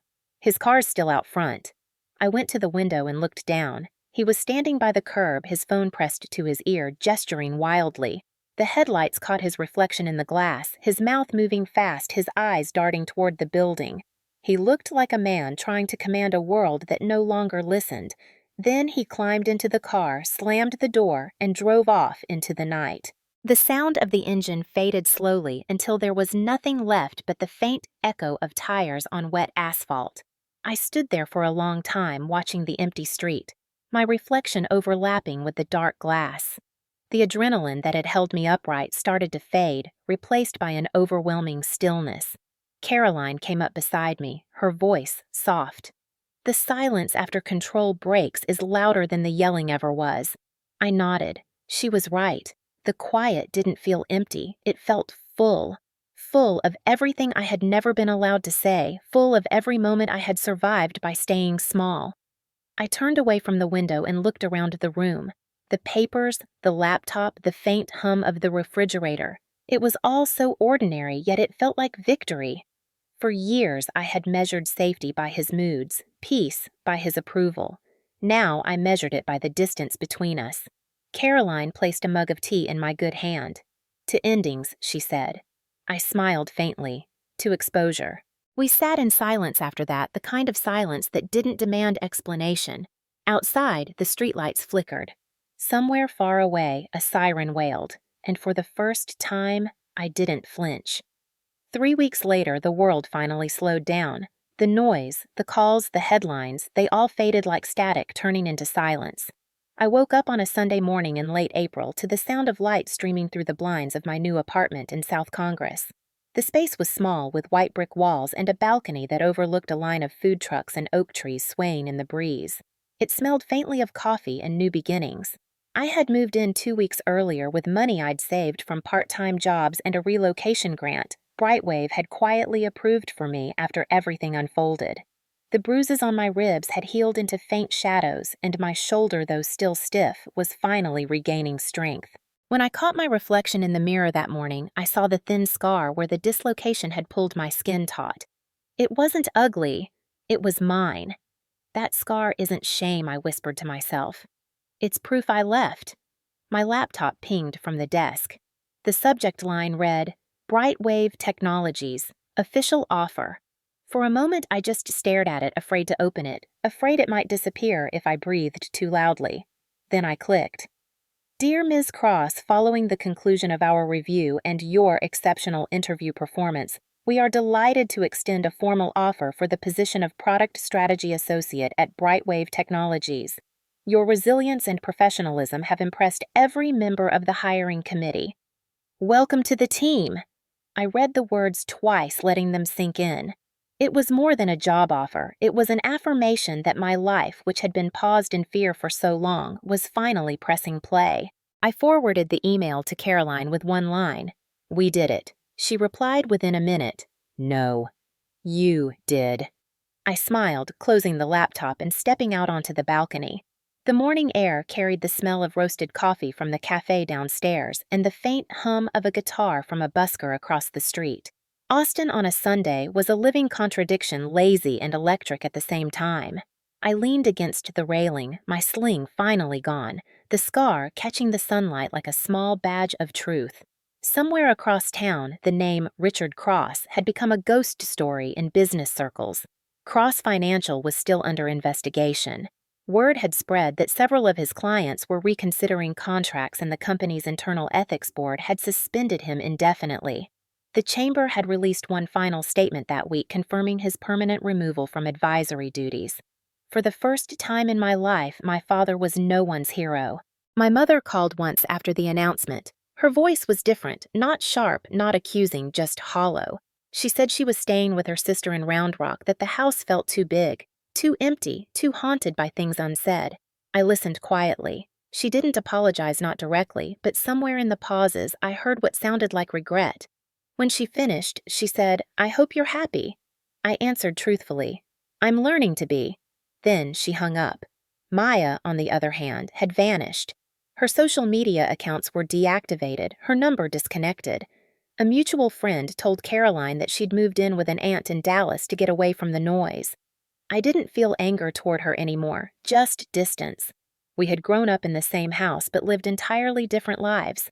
She had been raised to bask in attention, and I had been raised to survive without it. Now, neither of us belonged to that world anymore. That evening, Caroline came over with a bottle of cheap champagne and 2 plastic cups. She popped the cork so enthusiastically that it bounced off the ceiling and hit the wall. We laughed until my ribs ached. To freedom, she said. To new beginnings, I replied. We toasted, and the bubbles stung my throat in the best way possible. For the first time, I didn't feel like I was celebrating at someone else's table. The next few days passed in quiet contentment. I set up my workspace, hung my framed MBA diploma on the wall, and ordered a simple desk from an online thrift store. Every object in the apartment felt earned. I no longer flinched at the sound of sudden knocks or vibrating phones. When I walked down South Congress to grab tacos in the morning, no one looked at me with pity or fear. They didn't know my story, and they didn't need to. I wasn't the girl from the headlines anymore. I was just Evelyn Cross, a woman living in a one-bedroom apartment with sunlight that reached every corner. On the first Monday of May, I started my new job. Brightwave's office downtown was a high-rise of glass and steel that shimmered under the Texas sun. When I walked through the revolving doors, the receptionist smiled and said, "Welcome aboard, Ms. Cross." The words felt heavier than she knew. Jason Ng met me in the lobby, offering a handshake that carried both warmth and respect. "We're lucky to have you here," he said. I smiled back. "No," I said. "I'm lucky to have survived enough to be here." The day went by in a blur of introductions and training, but when I finally sat at my desk overlooking the city skyline, I allowed myself a quiet moment. I thought about that morning in March, the screaming, the shove, the sound of the picture frame breaking against the wall. Then I thought about the ER lights, the email Caroline sent the headlines that burned through Austin. Every step had hurt, but every wound had been part of an awakening. Now, sitting there surrounded by people who valued what I had to offer, I felt something I hadn't in years belonging. That night, when I returned to my apartment, the city was glowing under a pink sunset. I made dinner for one, poured myself a small glass of wine, and sat on the balcony again. The skyline shimmered in the distance, and the hum of life below sounded like forgiveness. My phone buzzed with a text from an unknown number. The message was short. "I'm sorry." There was no name, but I didn't need one. I stared at it for a while. My emotions caught somewhere between anger and exhaustion. Then I deleted it. Some apologies don't need answers. Some doors don't deserve reopening. The wind picked up soft and warm, brushing against the faint scar on my shoulder. I ran my fingers over it and smiled. That scar isn't shame. It's proof I left, proof I survived, proof I chose myself when no one else did. As night settled over Austin, I whispered to the quiet city, "You can't erase what was done, but you can rewrite what comes next." And that's exactly what I planned to do. A month later, the call came on a humid June morning when Austin was just starting to melt under summer heat. I had just finished my first month at Brightwave, a month of quiet stability that felt unreal after the chaos. I was making coffee in my small kitchen, the sound of the machine humming like white noise when my phone buzzed on the counter. The caller ID made my stomach tighten. Linda Cross. I hadn't saved her name as Mom. It didn't feel right anymore. For a long moment, I just stared at the screen, watching it vibrate, waiting for it to stop. But it didn't. It rang again and again until I finally picked up. Her voice was soft, tremulous, carrying that same tone she used when she wanted something. "Evelyn," she said. "He's sick." There was a pause, as if the words themselves cost her something to say. "He wants to see you." I stood still, the phone pressed to my ear, the smell of coffee thick in the air. The hum of the refrigerator, the faint city noise outside, all of it faded, until there was only her voice and the old reflex that used to pull me back home every time they summoned me. I closed my eyes. "What kind of sick?" I asked finally. She hesitated. "He's not well. The stress, the investigation, everything. He's barely eating. He keeps saying he needs to talk to you that you'll understand." The words hit me like déjà vu. He always needed to talk when what he really wanted was control. The apology never came without expectation. I swallowed hard. "You know," I said quietly, "he never saw me when I was right in front of him. Now he's looking for a daughter he buried under his ego years ago." There was a long silence on the line. When she finally spoke, her voice cracked. "Evelyn, please. He's your father." The title still stung, but it no longer defined me. I looked out the window at the city I had rebuilt myself in, at the sunlight bouncing off the glass buildings, at the people walking below who would never know my story. I thought of that night in March, the shove, the ER lights, the camera flash capturing my bruises. I thought of Caroline's voice telling me justice isn't drama, it's correction. And I realized this was the final correction. Not through courts, not through confrontation, but through refusal. I took a slow breath. "Mom," I said softly, "I hope he finds peace." But I already have. Before she could respond, I ended the call. The click of the disconnection echoed through the apartment like the closing of a door that had been open too long. I stood there for a while, phone still in my hand, listening to the silence that followed. It wasn't empty. It was complete. Outside, the city moved on cars, passing dogs barking life, continuing as if nothing monumental had just happened. But inside me, something finally settled. The weight I had carried for 26 years dissolved, leaving behind something lighter, sharper, truer. I poured my coffee and walked onto the balcony. The air was already hot, the kind that promised another Texas scorcher, but I didn't mind. The heat felt cleansing. Below, the South Congress streets buzzed with morning life vendors opening food stalls, tourists taking photos, music spilling from open cafes. I leaned against the railing, cup in hand, and watched it all. For once, the world didn't feel like something happening to me. It felt like something I was part of. The phone buzzed once more, a single text that I didn't need to read to know it was from her. I left it unopened and set the phone down on the table beside me. The steam from the coffee curled upward, vanishing into the bright air. In the distance, the skyline shimmered like a memory reframed. My voice, calm and certain, whispered the truth I had earned through every scar, every document, every choice. Justice doesn't always come from courts. Sometimes it comes from refusal to be silent, refusal to go back. I took a sip of coffee, the bitterness grounding me. Somewhere far away, Richard Cross might have been sitting in a hospital bed, surrounded by sympathy and silence. That was his story now. Mine was different. Mine was the sound of a city waking, of a heart, no longer afraid of its own rhythm. I smiled faintly, the scar on my shoulder catching the sunlight, and whispered to the morning, "I'm finally free." That morning in Austin, I thought I was fighting for a job. Turns out, I was fighting for my right to exist. I didn't know it when I left that house, when my father's voice still echoed behind me, when my shoulder ached from the shove and my heart from the years that came before it.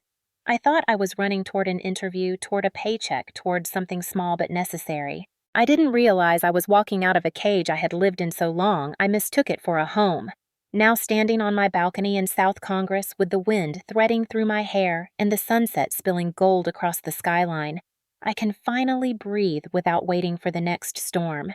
The city hums beneath me, alive and imperfect, but real. The same streets that once felt like escape now feel like belonging. I watch people moving below strangers, free in their own quiet ways, and for the first time I understand that freedom isn't loud. It's steady. It's the quiet conviction that you will never again apologize for existing. The scar on my shoulder catches the light as the wind shifts, and I touch it without flinching. It used to remind me of pain. Now it reminds me of proof. Proof that I left, proof that I survived, proof that the truth didn't destroy me, it rebuilt me. Sometimes justice doesn't look like victory. It looks like survival that no longer hides. It looks like waking up and realizing you're not afraid of your own reflection. It looks like drinking coffee on a quiet balcony and knowing the worst has already happened and you're still here. That morning, I believed I was proving myself to a company. Now I know I was proving something deeper, that I am not defined by the people who tried to silence me or the rooms that tried to shrink me. Every choice since then, every document, every word spoken out loud wasn't revenge. It was reclamation. I used to think justice required fire, spectacle, something cinematic. But I've learned the truth is quieter, sharper. Justice is in the refusal to go back. It's in the way you choose peace over permission. It's in the way you stop explaining your pain to people who profited from your silence. The sun dips lower, painting everything in amber. I close my eyes for a moment and feel the breeze shift warm and forgiving. The city is still busy, but inside this small space, there's peace. Caroline's laughter from an old voicemail still plays in my mind sometimes, her saying, "Justice isn't drama. It's correction." She was right. Correction doesn't roar. It rewrites. It rebuilds. And it begins with saying no. No to manipulation. No to fear. No to pretending that survival should come with shame. My story started in that house, but it didn't end there. It ended here, with quiet, with light, with truth. And maybe that's what I want people to remember when they hear my story. That morning wasn't just about a job interview. It was about a choice to choose myself over obligation, truth over appearance, peace over silence. If you've ever been told your dreams don't matter, if someone ever made you feel small for wanting more, then this story is yours too. Tell me, where are you watching from? Drop your city and your time in the comments. Maybe it's morning where you are. Maybe it's midnight. Maybe you're in the middle of your own version of March 8th, the day everything quietly changes. Sometimes we don't recognize the moment our lives shift. Sometimes it isn't fireworks or freedom. Sometimes it's walking out a door you were never supposed to reach. Sometimes it's silence so loud it breaks something inside you in the best way possible. I used to believe I had to earn worth through other people's approval. Now I know worth is what remains when their voices fade and you still stand. The city below me flickers as lights begin to turn on windows, street lamps, cars weaving through intersections. Every single light represents a life, a choice, a heartbeat that kept going. Mine is one of them. I whisper to the fading sun, not as a plea, but as a promise. That morning in Austin, I thought I was fighting for a job. Turns out, I was fighting for my right to exist. And now I do. Fully. Unapologetically. If you've ever been there, if you've ever walked away from control, from silence, from people who told you to shrink, then you know, justice doesn't always need revenge, it just needs truth.